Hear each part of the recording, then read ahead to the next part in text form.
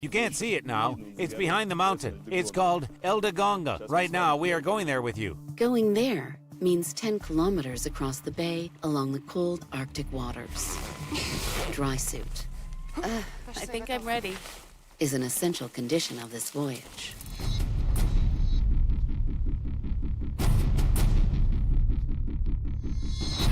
Employees of the Arctic and Antarctic Research Institute, glaciologist Gleb and hydrometeorologist Olga live in Spitsbergen all year round. There is a scientific base here. And in season, that is, early spring or autumn, they make such trips across the bay every week. But now, in June, they usually don't go to glaciers. This can be dangerous. Well, shall we go to the glacier now? But crossing the bay is just the beginning of our journey. Now we have a long, long way to go on this stone valley. Some kind of a bone. What's this? The deer has lost it. Which looks more like a desert, and it's called moraine. There used to be a glacier here. When it moves slowly, it abrades the source rock from its substrate to create the moraine. That is, it grinds it. Yes, this mountain, these rocks into such pebbles. Here, you see, these are the same rocks, only in this form. These 600-meter cliffs, that's what the glacier has broken on its way. It broke them down and then retreated. The glacier used to descend to the sea. Once upon a time, all this was one big glacier.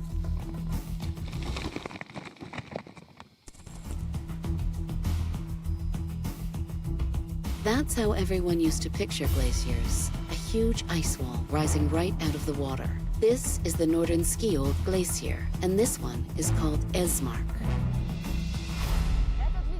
This glacier is one of the largest, 1 kilometer in length, 12 kilometers in width, and 7 meters in height of the cleanest ice. This piece, by the way, can be 10,000 years old. Can you imagine that? And of course, there is a centuries-old tradition to drink some iced tea with ice from the glacier. Oh, the tea is good. This tourist attraction is a rather sad ritual. After all these icebergs have split off from the glacier. Italian composer Ludovico Einaudi composed a sorrowful elegy for the Arctic and performed it right in the Arctic, a few hundred meters from the Esmark Glacier. Ecological Organization has carried out this beautiful campaign in an attempt to attract attention, your attention, to the disappearance of glaciers.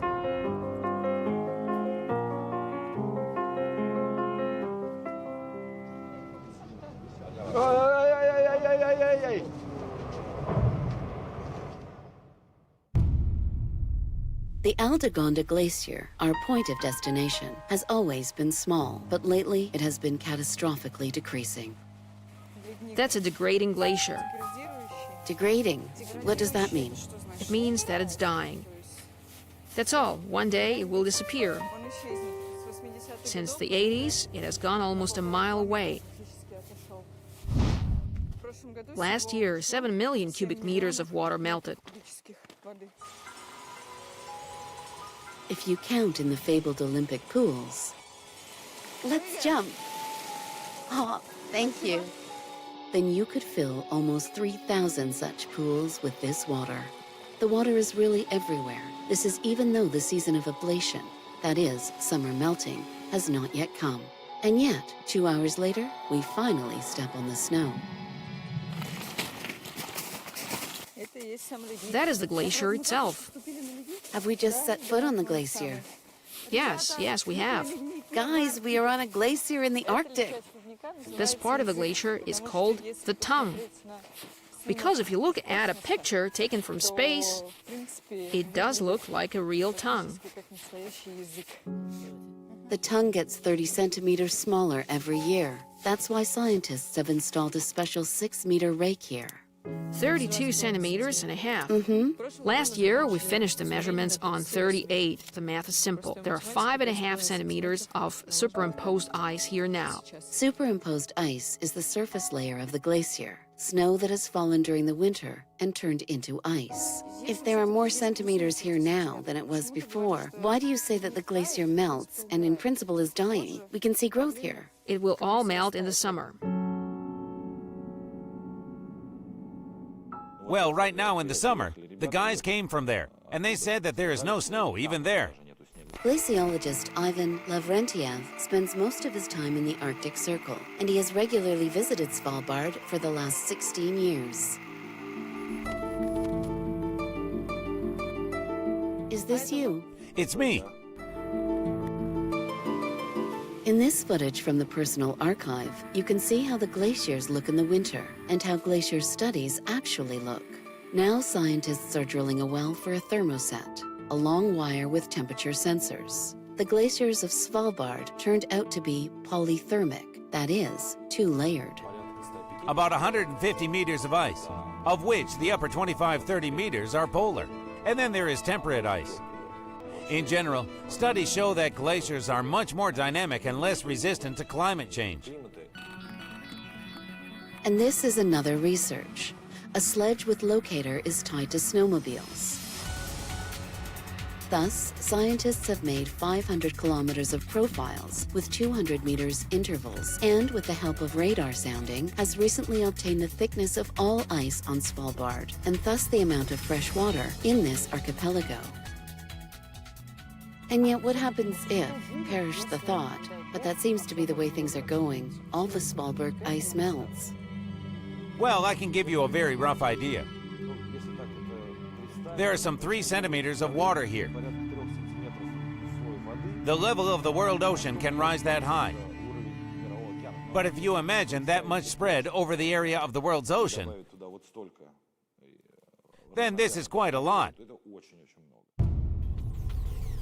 And not only glaciers melt. The Grenfjord Strait used to freeze in winter, and now it looks like this all year round. According to scientists, the temperature in the Arctic is steadily increasing, and since the 1970s, it has already increased by an average of 3 degrees, and that is a huge amount for glacier, as well as for sea ice.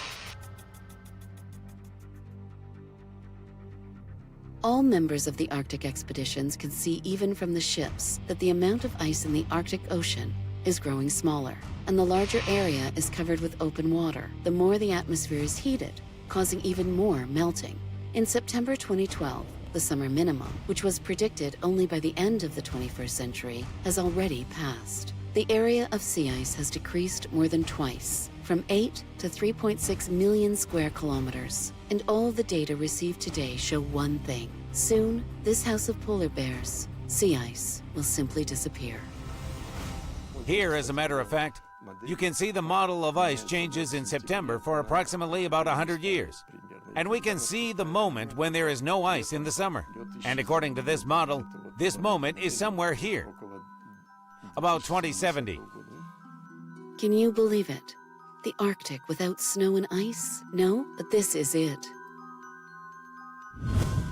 Here, on the glacier, these forecasts are hard to believe. Gleb, well, is it always so frightening? No, usually we use a coring tool. Yeah, that is, we are lucky.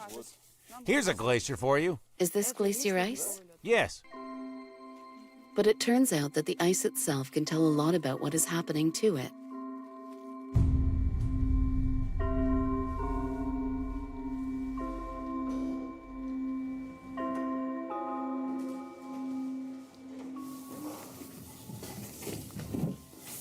Alexei? Hello. Hello, it's quite cold here in your workplace. Sure, but it's good for ice. Alexei Ikakin is used to cold weather himself. He frequents beyond the polar circle, but on the other pole, on the south one. This is ice core from Antarctica. From Antarctica? An ice sample, yes, which is obtained as a result of drilling a glacier.